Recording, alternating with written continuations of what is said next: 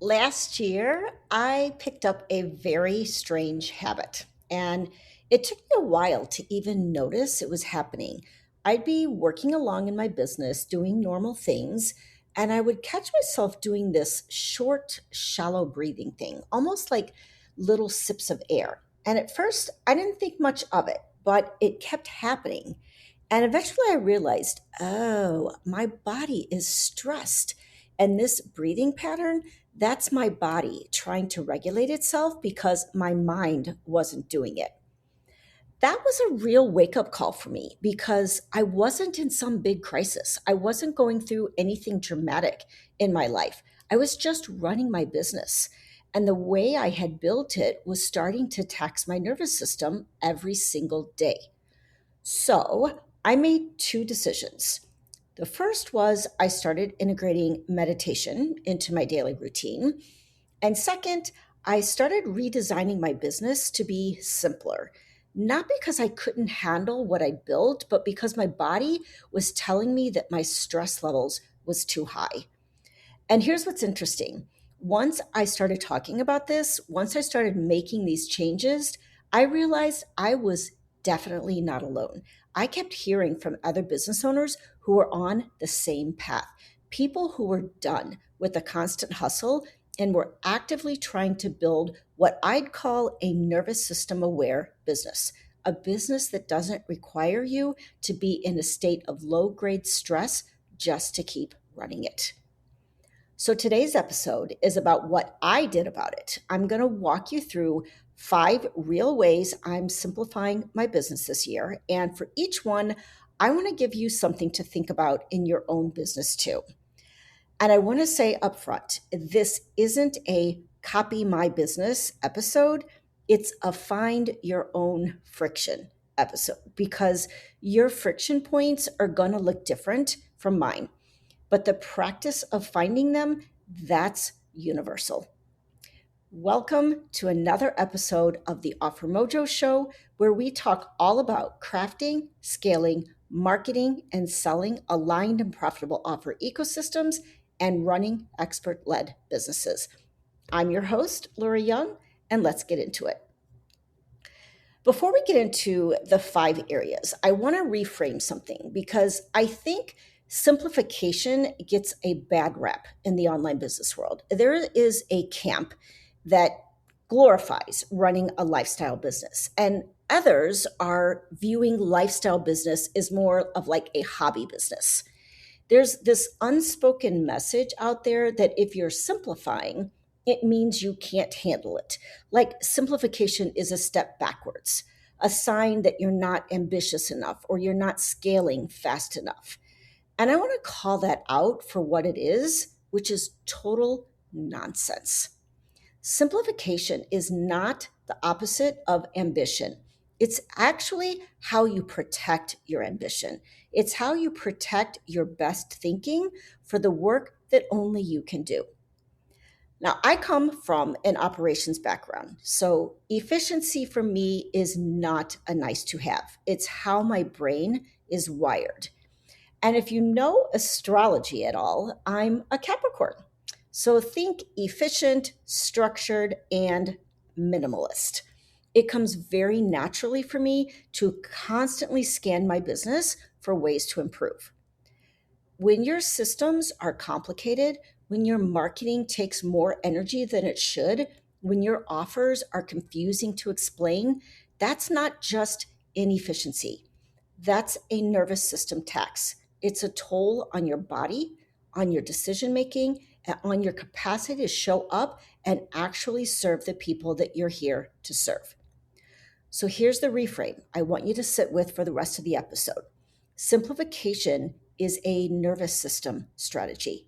It's not about doing less, it's about doing what matters with less friction. Now, before we get into the five areas, I want to give you a quick framework. It's like a lens that you can use as you listen. For every part of your business, I want you to think about four things. Where am I leaking time? Where am I leaking energy? Where am I leaking trust? And by that, I mean, where are things getting dropped? Where is there inconsistency? Or where is the experience confusing for your clients? And last is, where am I doing work that genuinely does not require my brain? And then here's the filter that ties it all together. Does this area of my business create breathing room, or does it demand constant attention? Because your nervous system knows the difference, even when your mind is pretending everything's fine. So keep those questions in the back of your mind, and I'll come back to them. Okay, so let's get into the 5 ways that I'm simplifying right now.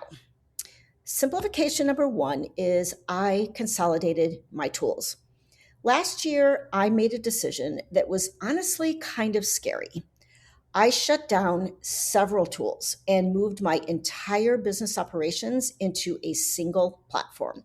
My marketing, my client onboarding, my funnels, my scheduling, payments, my contracts, all of it into one place. And I'm not going to sugarcoat it. It was definitely a beast to transition. There were days where I wanted to pull my hair out. And there were moments where I thought, why did I even do this to myself? But let me tell you what was happening before, because I think a lot of you are going to relate to this. I was using one tool for scheduling, a different one for payments, another one for contracts and client onboarding, another one for email marketing, and somehow duct taping all of them together with integrations that I was praying wouldn't break. The worst part was carrying the mental weight of all of those moving pieces constantly. Which login was I in? Did the Zap fire? Did the client get the welcome email?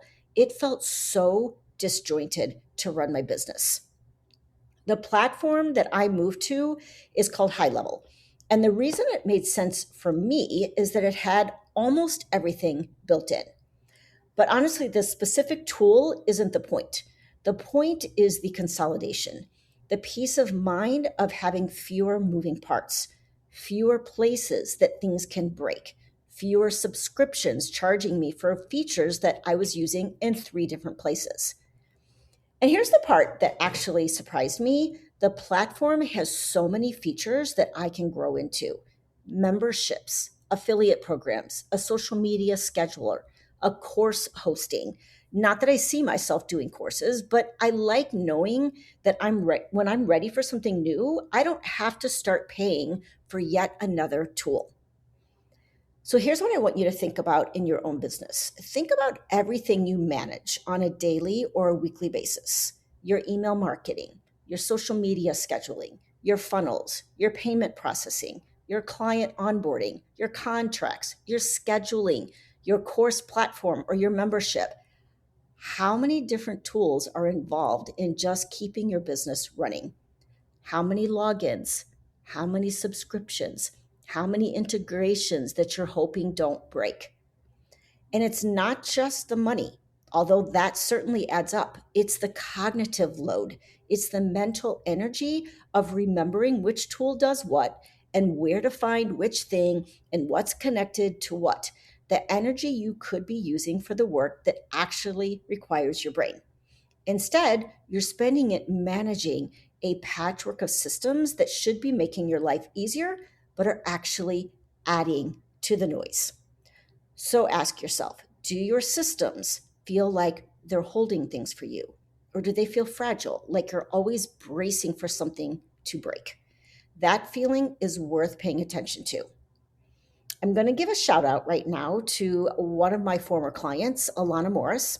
She has an amazing free tool called the Client Journey System Scorecard, and it walks you through the entire life cycle of your client journey to assess where your systems could be improved.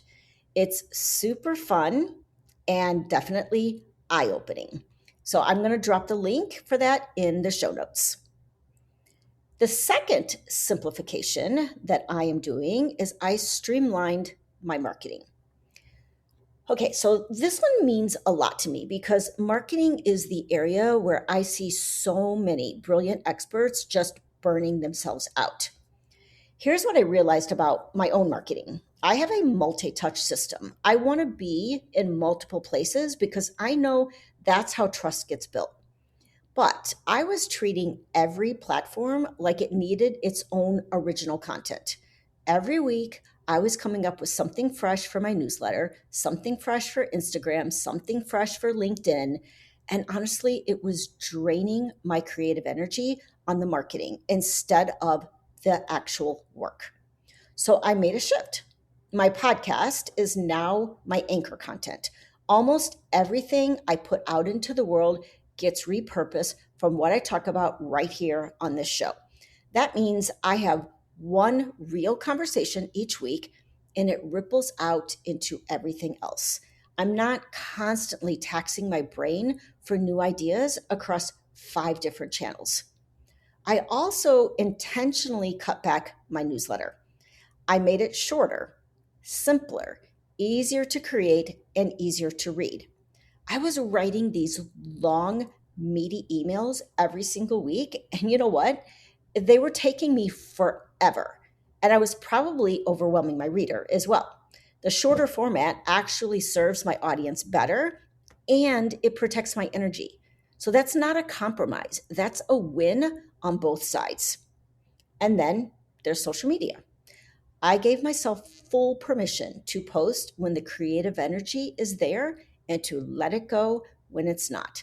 Some of my best content has come from spontaneous moments where I just had something to say, not from a rigid content calendar, not from a you must post 3 times this week rule. The posts I forced myself to create on a schedule, those are actually the ones that were falling flat. So let me ask you this. What if you picked one thing as your anchor, one piece of content each week that everything else could be pulled from? And what if you gave yourself permission to let the rest breathe a little? I'm not saying stop marketing. I will be the last person to ever tell you to do that. I'm saying to stop creating from scratch every single time because that's what leads to the dread. And dread is what makes you stop. Simplification number 3 is I'm actually delegating now, not just everyday tasks, but higher level tasks. This one for me is actually a little humbling because I have to admit something. As someone who cares deeply about protecting my brand, I have a history of holding tasks way too tightly. Things that absolutely could be delegated, but I'd convince myself that it was going to take me far too long to train someone, or it might be too hard for my VA to learn, or honestly, it was just faster to do it myself. And here's what I finally had to own: that's a story. That's not even a good strategy as a CEO. That's my nervous system trying to stay in control, disguised as efficiency. And it was keeping me stuck doing work that was not the best use of my brain. Now, my VA is a fellow Capricorn, and I swear she was secretly thrilled when I started giving her harder things to do. She wants to be challenged, she wants to grow, and I was robbing her of that by assuming she couldn't handle it. So the shift I'm making now is investing in my team's development, being patient through the training process, actually letting people rise up instead of keeping everything on my plate out of some misguided belief that only I can do it right. Because most of the time, only I can do this is really just I never trained anyone else. And the long-term math is so obvious when you step back. Yes, training takes time up front, but once it's done, you get that time back permanently every week for as long as that person is on your team. That's not a cost, that's an investment that pays you back over and over. So if you're someone who tends to hold things too tightly, I want you to be honest with yourself about where that's coming from. Is it really about quality or is it about control? And if it's about control, is that control actually serving you or is it just keeping you exhausted? Simplification number 4 is I'm practicing flow. Okay, this one is a little different from the others because it's not about a tool or a system. It's about how I'm showing up in my business energetically. And honestly, it might be the most important shift that I've made. For most of my life, I have been a worrier. I worry about where the next client was going to come from. I worry about challenging situations and how they're going to work out. I worried about money, about timing, about whether or not I was doing enough. And that worry, it was running in the background of my business like an app that never closes, just draining my battery all day long. This year, I'm actively working on letting that go. And I want to tell you what that actually looks like in practice because letting go can sound really abstract. And I want to be very specific. I start my day with meditation instead of scrolling my phone. That was a big one for me. I used to reach for my phone before my feet even hit the floor, and I'd immediately be in work mode. Now I sit with myself. I breathe. I get grounded before I open my business up for the day. I recite an abundance prayer every single day. For me, it keeps me grounded and trusting in something bigger than me. Whether you call that God, the universe, source, whatever language resonates with you, for me, it's about trusting that I don't have to figure out everything alone, that there is support available to me if I'm willing to receive it. I keep a gratitude journal. And not the kind where you write, I'm grateful for my health or I'm grateful for my marriage. I actively train my brain to notice the small, specific things. A client who sent a kind message, a podcast episode that resonated with someone, a moment of stillness in the middle of a busy week. It sounds simple, but it fundamentally changes what your brain looks for throughout the day. When you practice gratitude consistently, you start finding evidence of abundance everywhere instead of evidence of lack. And I've been decluttering, not just my office, but everywhere. Old clothes, paperwork from years ago that I was holding onto for no reason, beliefs and patterns that no longer serve me. I'm clearing space in every area of my life, physically and energetically, because I've learned that flow needs room. It can't move through a space that's packed full of old stuff. So here's what I'll tell you. Since I started these practices, so much has changed. What I desire flows to me in ways I couldn't have planned. New clients are finding me in the most unexpected, almost what I call miraculous ways. And I'm more settled in my nervous system than I have been in years. Not because my business got easier, because I changed how I'm moving through it. Now, I am far from perfect at this. I still catch myself worrying. I still have days where I want to grip and control and force things into place. But the practice of trusting God and the universe is helping me build a fundamentally different kind of business, one that doesn't require me to be in a constant state of anxiety to function. So, if you're someone who carries a lot of worry in your business, and if you're honest about it, that worry is probably taking up more space than you realize. I want you to consider what it would look like to build even one small flow practice into your day. Maybe it's 5 minutes of stillness before you open your laptop. Maybe it's a gratitude practice. Maybe it's literally cleaning out a closet and noticing like how much lighter you feel afterwards. Because simplification isn't just about systems and tools and offers, it's also about what's happening inside of you. And sometimes the most powerful thing that you can simplify is the story that says you have to worry your way to success. Simplification number 5 is I simplified my offers. Okay, you knew I was going to have to talk about offers because that's what I do. And I have a confession. I'm obsessed with building offers. Like it's a real thing. Like it's my brain is genuinely wired for this. I get excited about offer design the way other people get excited about decorating or spreadsheets or fantasy football. But here's the discipline that I've had to develop.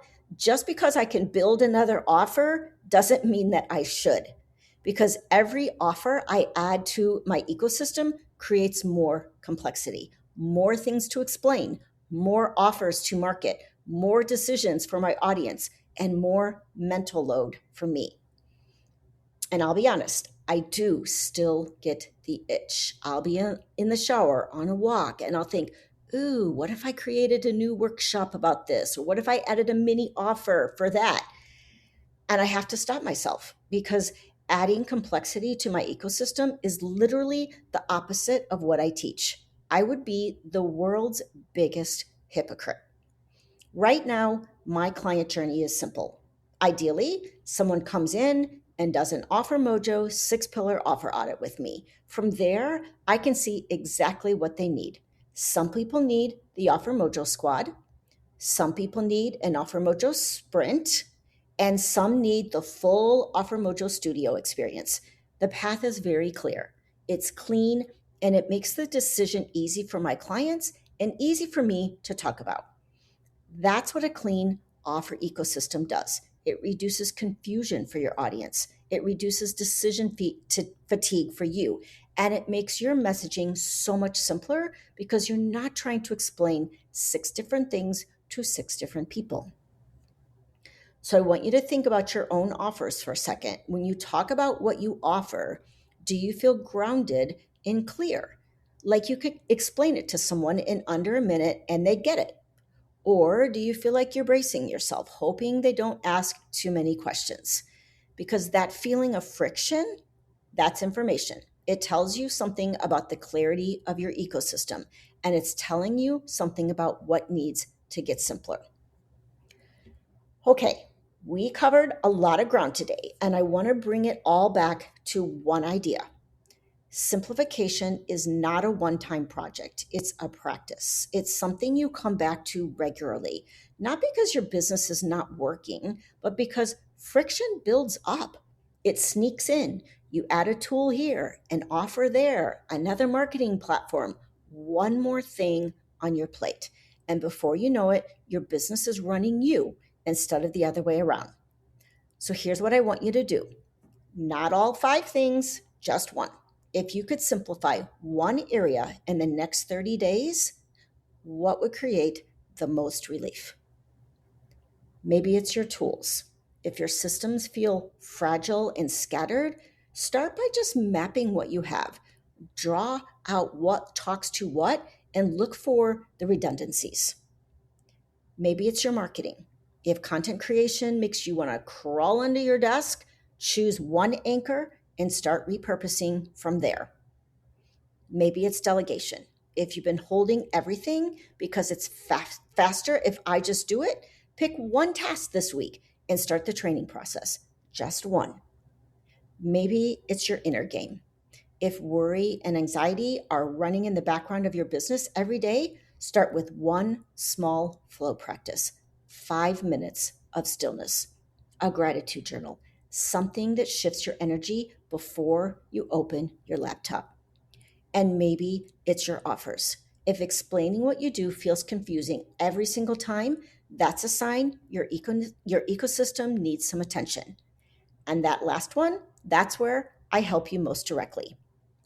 So if the friction in your business is centered around your offers, if you feel that heaviness when you try to explain what you do and you know your offers aren't reflecting the depth of what you actually bring to the table, that's exactly why the Offer Mojo audit is the next step for you. Here's what it gives you: clarity on what's working, what's not, and what to prioritize next. You walk away with a scorecard and a strategic action plan. And it's not about adding more, it's about getting honest about the ecosystem that you already have and making it work harder for you. So if this episode has resonated with you and you're realizing the friction is in your offers, this is a really natural next step. It's how I start with almost every client because I need to see what's actually going on before I can tell you what to do about it. You can book the audit at onamissionbrands.com/offermojo-audit. And I will drop the link in the show notes. But because here's the thing, simplification without a strategy is just cutting things out. And that's not what we're doing here. We're building something clean and intentional. And I'd love to help you do that. So here's what I'm going to leave you with today: simplify to regulate, simplify to serve, simplify to protect your best brain for the work that actually needs it. You don't need to do everything. You need to remove the friction that's getting in the way of the things that matter most. Thank you so much for being here. If this episode has hit home for you, share it with someone who needs to hear it. And if you're ready to simplify your offers, you know where to find me. I'll see you in the next episode.